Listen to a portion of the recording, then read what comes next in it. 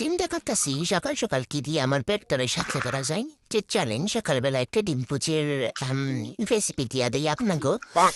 তো আমি এখন ফ্রিজ থেকে বের করে নেব মুরগির ডিম। আপনারা চাইলে হাঁসের, গরুর বা ছাগলের যে কোনো একটা ডিম নিতে পারেন। তো এই ডিমগুলো সাইজে সবগুলো অনেক বড় বড়। তারপরে কোনটা বড়, কোনটা নেওয়া যায়? এটা না এইটা? না এটা নেব। কোনটা নেওয়া যায়? আম আচ্ছা, ২ টার মধ্যে মাপ কইরা দেখি কোনটা বড়। ২ টা, ৩ টা নেওয়া যায় গাইস। আচ্ছা এইটাই নিই, সমস্যা নেই। আমি আবার এত ছোট ছোট বড় মাপি না, ঠিক আছে? আমার কাছে সবই সমান, আমি সবই খাইতে পারি। তো বাচ্চারা শিখে রাখো, কাজ করার সময় জায়গার জিনিস জায়গায় রাখতে হয়, নইলে বাটিতে একটা দারোগা আছে, দারোগায় এমন ঠ্যাঙ্গানি ঠ্যাঙ্গাইবু। তো চলেন এখন আমরা এই তিনটা বেজে নেই।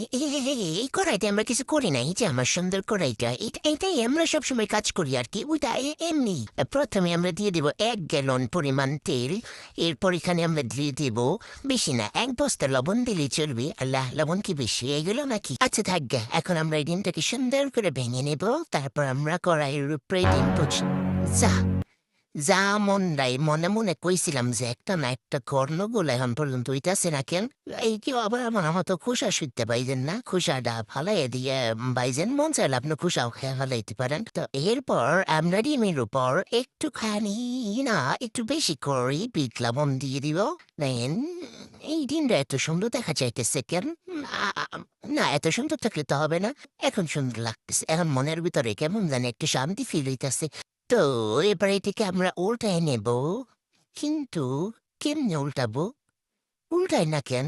যা শালা, উল্টামি না, তোর উল্টাই আইসার তাতে তিসিরা যার যা মন চায় তাই হয়ে যা। আচ্ছা যাই হোক, ডিম তো হইছে তাই না গাইস? ডিম তো হইছে, ডিম ভাজা তো হইছে। আচ্ছা চলে না বাপ, দেখে ফেলাই, এত কিছু দেখার দরকার নেই। টাটা বাই বাই গাইস, অনেক সুন্দর হয়েছে, অনেক মজা হয়েছে।